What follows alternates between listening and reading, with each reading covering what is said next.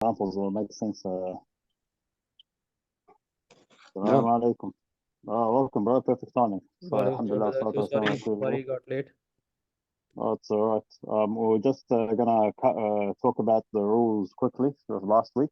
So we said mad al-arad, mad al-leen. The trick to knowing it, it starts with waw and ya. These are the letters of mad al-leen. Contrary to that, you got mad al-arad sukoon. It's huruf al-mad alif waw ya. The trick with mad al-leen is that it always has a sukoon in the waw and ya, and it's always drawn in a sukoon. It's a circle on top of the waw and the ya. On the arad al-sukoon, it's not drawn. Example, we said wala dhalin. And just to make it easier, the difference between al-arad al-sukoon is the letter before the alif waw ya has a haraka that you need to look out for. For example, wala dhalin, there's a kasra before the ya. Another example we have, there's a dhamma before the waw, and there's a fatha before the alif. That's a summary of last week. So that's how you can tell the difference between mad leen and mad arad al-sukoon. So inshallah, without any further ado, we'll start the practical examples. If I can get you to start with page 174, Musa, that'd be great. Bismillah. Mistakes made when pronouncing the letters of mad. One is the prolongation of the duration of the natural mad more than the required time, especially when concluding the recitation, as in صحف إبراهيم وموسى. Two, shortening the duration of the natural mad until it is changed into one of the three harakat, as in قال ربنا لمردودون سنين. Is that the right way to make the mistake? Well, yeah, pretty much. I mean, what you're trying to illustrate to the reciters there is you're saying things longer and shorter where they're supposed to be. This usually, sometimes, this could be two sides of two things. If it's somebody that is incompetent, they might be dragging it out like sini because they're trying to look at the words afterwards. So they end up dragging the one because as a result of being, they're not focused on the thing. They're not looking at what they're reciting, and they're trying to read another word ahead. So it's something to do with their building confidence. So that's probably one sign of having, you could say, a lot of confidence in recitation. The other option, when somebody is too confident, they'll be trying to as we talked about with trying to elongate their voice, and they're going up and down. That's another sign where they stretch it out too long. At the end of the day, regardless of how ugly or beautiful it sounds, if it's not two harakat, it's supposed to be two harakat, the guy's making up their own rules. So it goes back to the same rule. The reason why I mention this is what happens is that even people, when they finish after the rules of Tajweed, they can get sidetracked by saying, look, I've got an ijazah now, I'm going to play with this one. So to make things extremely clear, some people, they stipulate in their ijazahs that anybody that breaches the contracts for my ijazah, their ijazah is invalid, just to make sure that their reciters don't have a tendency of going astray with the mud. So it's, I'm not going to try to drag it on for too long, but that's what the Sheikh is saying. Don't make it too short or too long. People say, the thing is, it's easier to say to your teacher, okay, I'll fix this. Sometimes you hear people saying, I've run out of breath, I've done whatever. It's like at the end of the day, I understand that, but you've signed up for a recitation class, not a reading class. Because if a kid read the way that we're reading, I went to the park. It's all right. He's 6 years old. You adjust them based on his capability. But an adult that's supposed to be not reading, reciting confidently, this is the level that we're assessing you up, and we're holding you to this standard. The excuses that I'll get from kids, oh, sorry, I ran out of breath or whatever, it's natural. That's what's going to happen to a child. But at the end of the day, hold yourself to the standards that you signed up for. And that's what the Sheikh here is kind of saying. It sounds crazy when you think about it. We've been through a lot of Tajweed Ahkam, through 174 pages. And the last thing you expect near the end is the Sheikh saying, oh, yeah, control your breath. Because a lot of people will try to amend the rules. So I'll just leave it at there. That's enough for a round, I think. I'll carry on, inshallah. Uh, 3, the prolongation of the durations of the mudud, the attached compulsory and presented mudud, more than their definite durations to the extent of exaggeration, though the scholars have repeatedly forbade doing that. 4, Yes. ending this. Oh, no, I agree, definitely. So that's the Sheikh is basically saying. So it's not a big deal here, but I hear it a lot in competitions. So it's like, you know, some people think, look, I'll overcompensate for my lack of tajweed by having a beautiful voice. But what we're actually doing is making your recitation a lot worse. And, you know, just that's basically it. That's enough for me. Yeah, carry on, bro. 4, ending their sound with a hamza when stopping, as in ghafuran, and adding a ghafura. Yeah, so I'll give you an example. So here, that's what happens when you overstress. So if you say it's غفور raw, you naturally elongate it like a mad طبيعي, as we said, and you just let the air loose.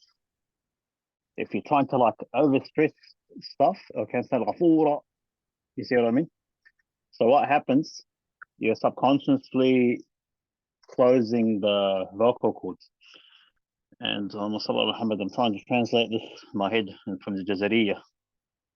باللطف بلا تعسف. So basically here the Imam specifically states, it talks about being gentle, باللطف. You're not being too relaxed and you're not being too much. So obviously when you start learning a new hobby, especially like martial arts, you know, sometimes you'll be focused on patterns. You would think, oh, I need to keep punching harder, and you really like you're not going anywhere. Then obviously you see a black belt, preferably a 6 dan if he's there, and he'll tell you, look, mate, just relax. And you relax your muscles and you learn how to tense in the right moments. Same thing for kickboxing, same thing for other arts. Same thing for recitation. Don't think by overstressing the letter and overcommitting, you're actually doing a good thing. And I used to personally do this with the half until I realized there's 6 or 5 maratib or different levels of tafkhim. And then they're saying, oh, look, you're going too much, you're going too little. So we're not going to cover this in detail here. We'll cover it later on. But just remember, there is something that's called overextension or over-exaggeration. So we'll cover point number 5. Mixing their sound with a slight sound of ghunna, as in Ar-Rahman and Nas. Yes, that's correct. So it could happen. Again, that's when you over-exaggerate the ghunna. So what happens normally is that, and I see this specifically, I'm aiming this at teachers right now more than students, where you'll keep telling your students, keep doing ghunna. You forgot the ghunna, you forgot to do this. So what happens? The student shuts off, and when they grow up, they develop this habit of saying the ghunna where it's supposed to be said, but they'll end up over exaggerating. And here, you know, rather going Ar-Rahman, it'll be like Ar-Rahman, obviously. Ta'malun, it'll be like Ta'malun. So it's coming more from the nose as opposed to Ta'malun and letting it flow. So it's, again, this is over exaggeration. And this usually happens quite a lot from the kids' classes before they transition to adults. And I usually find this what happens when I take adults and they come towards me. When I tell them, okay, there's a light ghunna and a heavy ghunna, they get shocked because they were never taught that. So in order to compensate for their lack of ghunna as a child, they'll overcompensate by making it really heavy. And then the person, because he's got 20 kids or 30 kids, which I'm completely against, if you cannot control it, as a result, they'll shake their head and the kid grows up with this habit. Again, this is over exaggeration. You need to keep the ghunna there, but it's supposed to be light. So we'll talk about this in detail, inshallah. I know I'm saying this, you know, I'm spending too much time on it, but I'm actually giving advice to you guys now because you're, inshallah, going to be, some of you are going to be moving forward towards teaching roles. At the end of the day, this is what an over exaggeration sounds like. So I'll carry on. Comparison of the types of the secondary mud. The compulsory, it is the mud on which reciters have unanimously agreed to prolong and unanimously agreed on its amount. It is the terminological compulsory mad. The required it is the mad on which reciters have unanimously agreed to prolong and disagreed on its amount. It is munfasil, muttasil, mad. Yes. And the allowed, It is the mud on which reciters disagreed between prolonging and shortening it and disagreed on its amount. It is the separate munfasil mad, the greater connecting as-silat al-kubra mad, and the presented sukoon mad, and the soft mad, or ard sukoon and lean. All good. So any questions about any of that so far? What's a compulsory and a non-compulsory mid?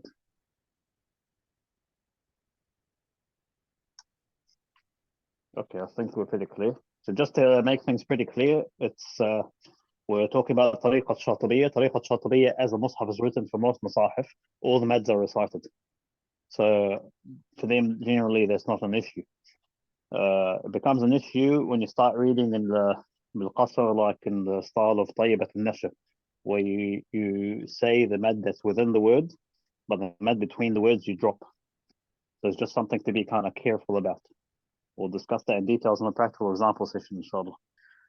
So now we'll start with the strongest. Yeah, go ahead, bro. المد اللازم, so that's the natural mad, yeah, الطبيعي. Is that the lazim? Oh, لا, المد اللازم in this case is a compulsory one. We're talking about things like alif, lam, mim. Yeah, so that is the exception to the rule. Obviously, we talk about the munfasil. Sorry, muttasil is compulsory in Shatibiya. Yeah. But what is lazim in both tariqas is compulsory, regardless of your tariqa. Inshallah. Okay. Any more questions? Okay, sweet. Inshallah, we'll start with the ranks of the mad. So the strongest mudud, inshallah. Based on what was mentioned in the last panel, the leading scholars of recitation have classified the mudud, starting with the strongest, then the weaker, as follows. 1 is the compulsory or lazim, due to the consensus on lengthening it and on its duration. 2 is the attached, al-muttasil, due to the consensus on lengthening it, but not on its duration. 3, the presented, al-ard, because it is elongated through relating it to the compulsory, either totally or partially. 4, the separate, al-munfasil, because it is elongated through relating it to the attached, either totally or partially. And 5, the badal, or the exchange, the weakest among them, because it is a case of the natural mud. Oh, sweet. So now this is going to get fun. So we'll go to the next section. The rule of the stronger of two cases. When more than one reason for lengthening it presents itself in a single mud letter, the stronger cause is used and the weaker one is neglected. In case they are equal in power, both of them are used. The late scholar and teacher of recitation Ibrahim Ali Shahata as-Samanundi said, Samanudi, yeah. Samanudi, Jazakallah khairan. Go for the Arabic. Oh, no, don't worry about it. I had to mention it because inshallah he's a serious heavyweight as well. He's got his own poem as well when it comes to it. So, Alhamdulillah, Jazakallah khair. The strongest of lengthenings is the compulsory, then the attached, followed by the presented sukoon, and then the separated, and next is the exchanged. And if two reasons for the same lengthening are found, then the stronger mid will be alone. All good. So I'll try to give a practical example and see if there is any questions with regards to it. So here, when we talk, so here specifically, so I present this to the class. What type of mad did I recite, and what kind of mad could it coincide with, using the rule of basically the sababain, or the greater of two asbab. What was the example again, please?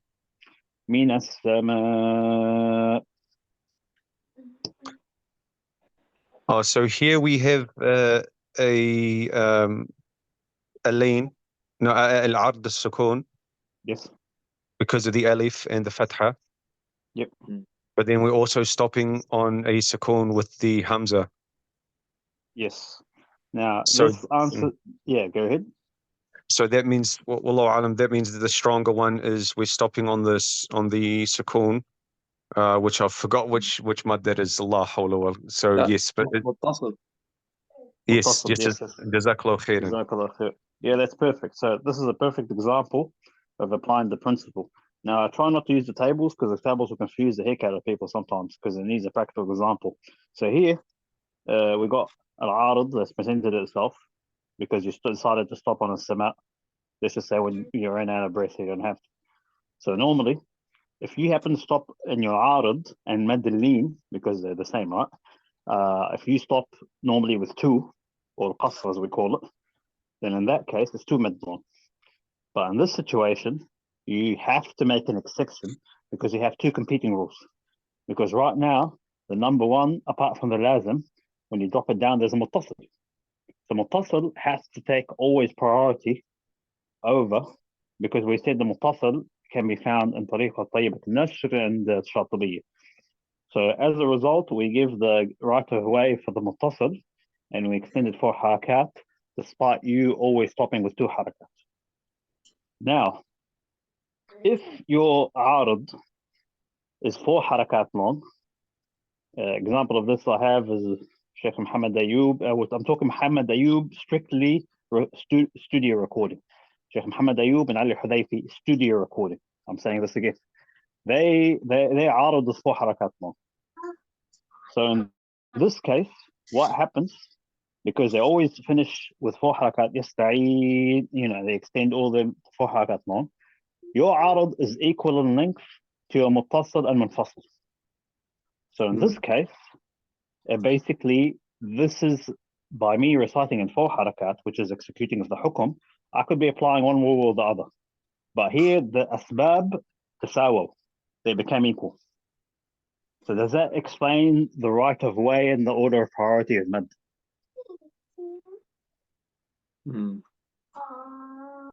Any questions with regards to that? That makes sense, alhamdulillah. The mad lazim, sorry, Ustad, but it's because it has shadda, eh? Or is it because of the sukoon inside the shadda? Well, yeah, one trick is obviously, as we said, there's always a shadda following the mad. So when you look at the mad sign in terms of Rasm Uthmani, there's always a shadda afterwards, like a ba, li, ad, and the likes. So, and obviously you got the huruf muqatta. So yeah, these ones are always default 6. So does it ever happen where you'll have the intermeeting of, when you're reading the Quran, where you might actually have to make it a lazim? Oh yeah, definitely. I'm trying to think of the ayah. Yeah. وَإِن كُنتُم مِّن قَبْلِهِ لَمِنَ الضَّالِّينَ. So yeah, in this case, I've stopped.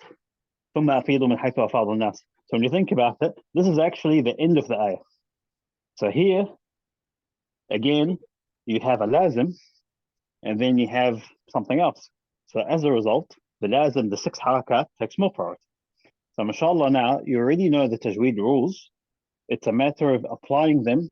And as you can see, it always happens at the end of the surah when you're trying to stop, for our style recitation at least. But this asl isn't just exclusive to Hafs. You can find it in other styles as well. It's just, I'm teaching you not Hafs, but also the usul of it. It's good that you're aware of it now. There is always a right of way. You think of it from a numbers perspective. The 6 harakat gets priority over the 4 harakat, and likewise with the 4 harakat over the 2. So it's hopefully I answer that. Yes, jazakallah khair. Ajmain. Any more questions?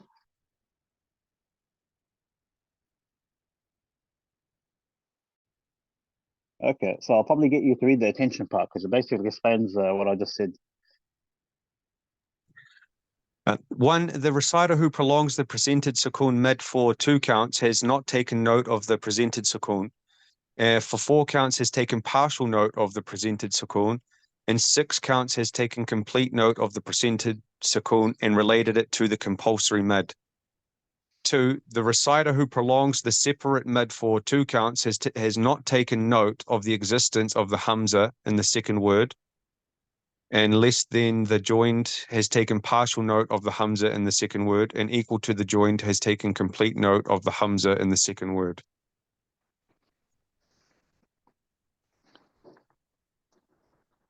Okay. We'll carry on to the next one, inshallah. Meeting of the compulsory and exchanged. So when the compulsory or the lazim and the exchange, the badal mad, meet at one mad letter, the compulsory is used and the exchange is neglected based on the rule of the stronger of the two cases, as in mean or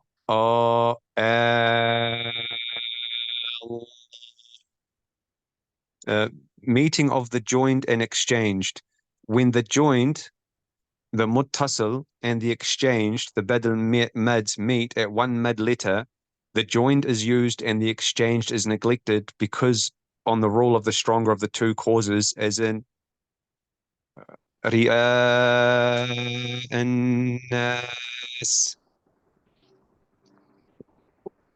Meeting of the separate and exchanged. When the separate, the munfasil, and the exchanged badal mads meet at one mad letter, the stronger cause is used and the weaker is neglected. In case they are equal in strength, both of them are used, as in وَجَاءُوا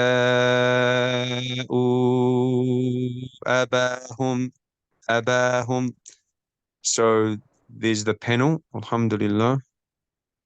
Yeah, so basically what we're trying to do is, alhamdulillah, Sheikh has been really generous in providing us like specific examples, not just from the ayat, but the matun as well. So if you memorize the matan by Sheikh Samanudi in this case, it's 2 lines, it makes you understand all of this basically. It summarizes the whole thing, which is why, as annoying as it is for some people, they'll say, look, as part of your ijazah, I want you to memorize the matan or the poem, because it summarizes pages. When you think about it, like all these examples are just you know, or tables, let's just say, are summaries of what we've done.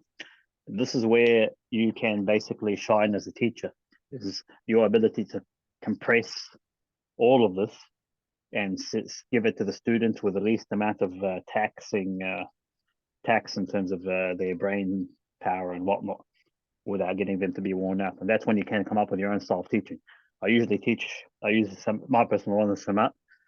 I try not to dwell on it too much, and then I'll tell people, look, you've got 6-4 and 2 harakat, and then you focus on the order of priority.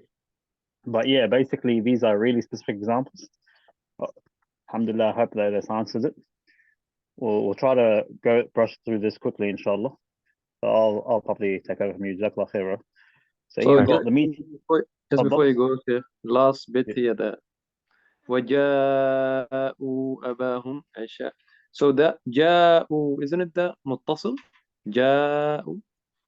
Yes, so the ja is the muttasil. The And then who is is the منفصل? munfasil. Yes, so it's between So the words. where's the بدل?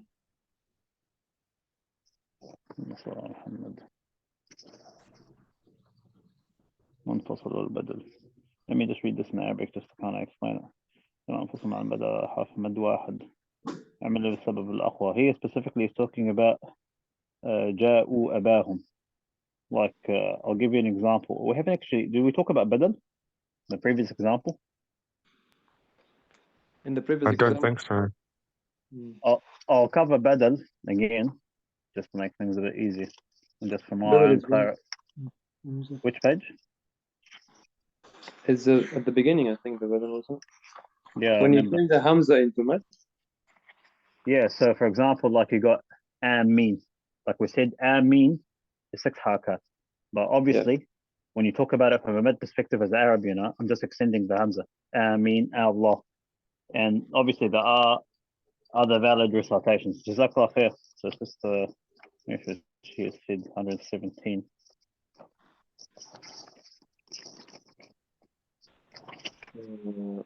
I think it's in the wow. I don't know. Yes, so mad al-badal can happen in other letters as well. I remember covering it earlier. I'm trying to think of a better example. The badal is the natural mad, صح? It's natural mad in terms of length, but the name of it is different. So here I'll read the definition in the book itself. It says it is every prolonged hamza, and it is a special case of natural mad. So it's a natural mad, but specifically with regard to the hamza. Now hamza here, when we talk about badal, like we said amanu.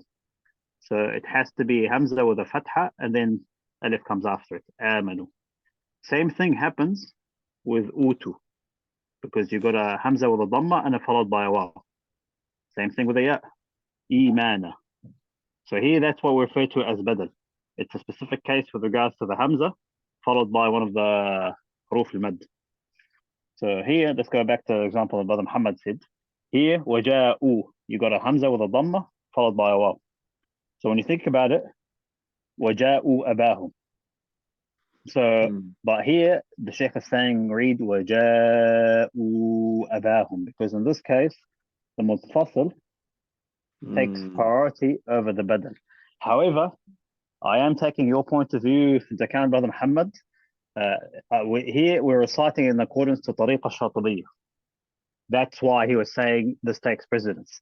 If normally you read Bisqat al-Munfasil, or you drop the discontinuous mad, then in this case, it's a special exception to the rule. But here, the Sheikh is just demonstrating the table. That's all he's doing.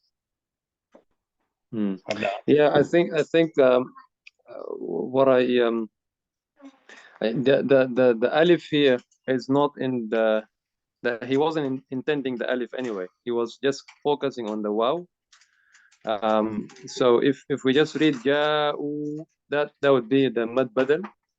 But if you say ja'u abahum, then because there's a hamza after the waw here, then this is the mad munfasil, isn't it? So they're both in the same. Yes, I see where you're coming from. So yeah, now, this is where it gets messy. Yeah, exactly. And the reason why I say this, because at the end of the day, when I was doing other qira'at for the usul of other recitations, this does become a headache. Because technically speaking, when you stop on it, you recite one way, and when you carry on, there's another way. Now, I'll give you an example of what you're trying to show. So here, I've got طريقة الشاطبية. وجاءوا أباهم. I could say وجاءوا, but that's if I stop on it, because the arid in this case takes priority, and my arid takes an account that I'm not carrying on. But if I'm reading from, say, طيبة النشر, I can easily say وجاءوا أباهم. So if somebody reads that to me and they're a professional muqri or qari, then in this case I assist them based on the other tariqah. So mashallah, what you mentioned, this is a really good example. It shows you 3 ways of reciting it. Because you have to drop the mad, because you take into account that you're the waqf. So the rules are different. And oh man, trust me, it's like the one that confused the heck out of me was like trying to do this with imala. Because some words they had these rules, and then they have a imala when you recite bil wasf, and they have a different imala when you stop. Yes. So, for example, you hear this in other recitations.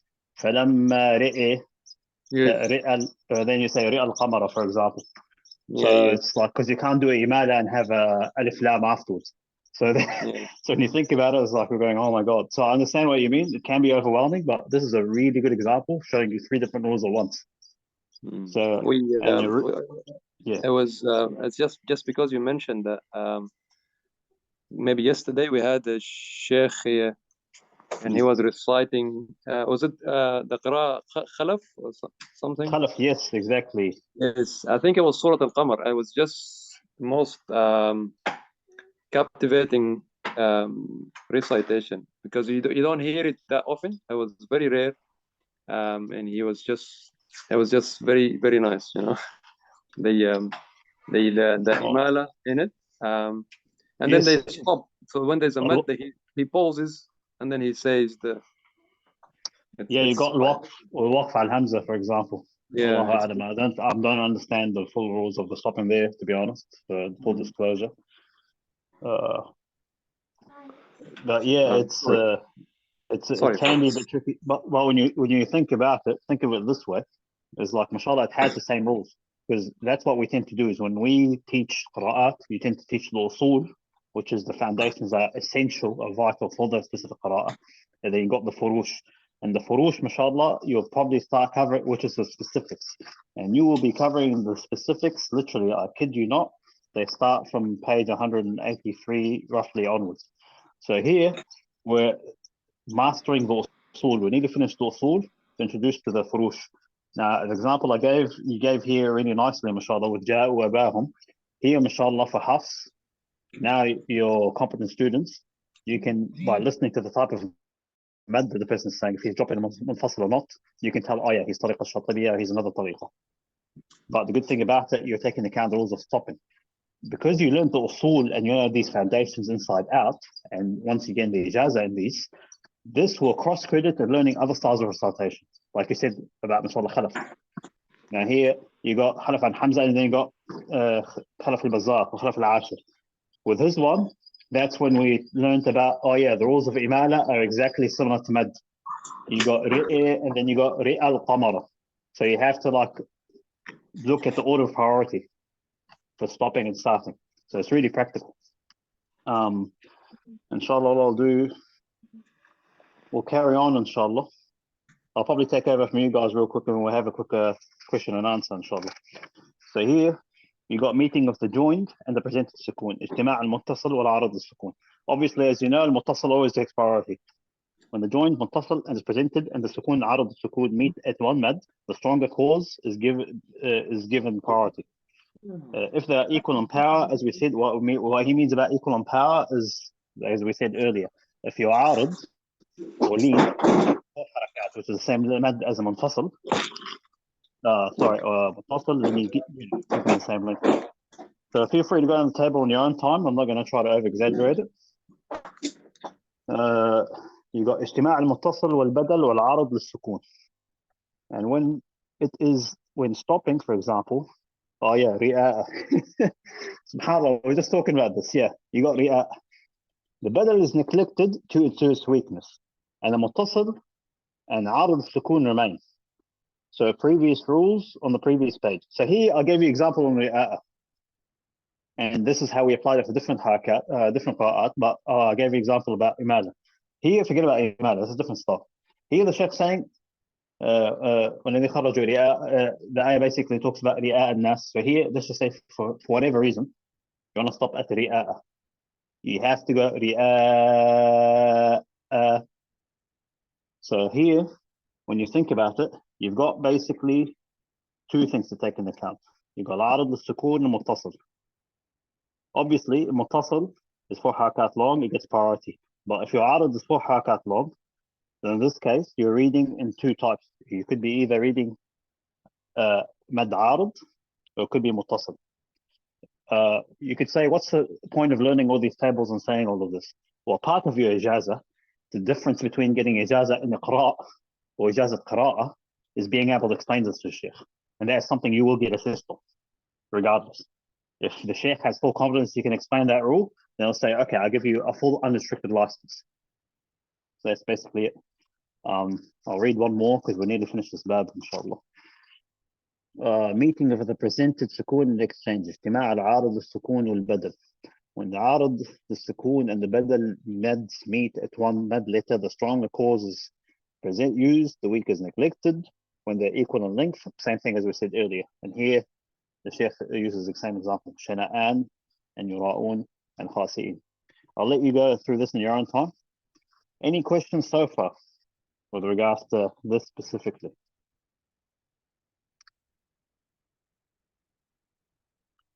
With regards to, so we're all good with regards to mad order of priority? I don't know if I'm all good. I'm in a big bamboozle at the moment.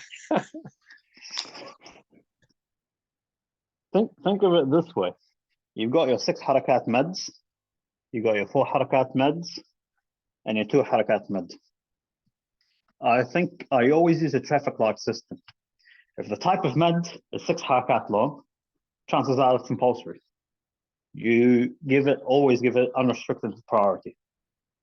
If it's 4 harakat, I'll give it priority, but there are chances that if you're reading in tawassut, like we said, yasta'een, mustaqim, there are chances that it might be the same length as a 4 harakat mad. That's not an issue.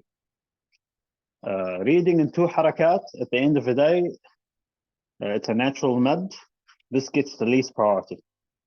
So what happens, this is what I tell people, 4 and 6 harakat mad always have a mad symbol on them. The other ones don't. So that's just something to remember. So that way, if you see the mad haraka, when you stop, always 4 or 6 harakat. So I'm just trying to give you visual examples that make it easier to pick up the where you left off. So it's hopefully that explains it. But whatever you do, this becomes a problem if you're used to like reading with long breath. If you say nasta'een, mustaqim, and extend it for harakat, that's when you start going, hang on, I need to figure out what I'm doing. So, but as far as I'm concerned, listening to you guys recite outside of class, you haven't had any issues with regards to this, which is hopefully that reassures you. Jazakallah khair. Barakallah. Ajmain, don't worry. Inshallah, we'll be covering as much as we can out of this. Inshallah, as you can see, this course is designed to be in line with a practical session. And as the Sheikh said in the first page, he said there is no way you're going to understand this if you're not A, practicing reading, and B, doing it under a competent Sheikh. Because what we're doing here, just like how I studied it with my Mashayikh, you will have a theory class and a practical session. And mashallah, because some of you guys, most of you actually, are doing practical lessons with either myself or somebody else outside, this will start making sense once you start practicing it. So don't stress about remembering all the rules, the mad badal and so on and so forth. Just if you're starting really well, which some of you are already, don't freak out. Just keep doing the good effort. It'll eventually sink in, inshallah. Alhamdulillah. Allahumma salli ala Muhammad. I think this is basically it. We're just going to finish off, inshallah, soon with this chapter. And then hopefully we'll be in the red, which is the miscellaneous topics. And this is going to be really fun. Jazakallah khair. Any more questions?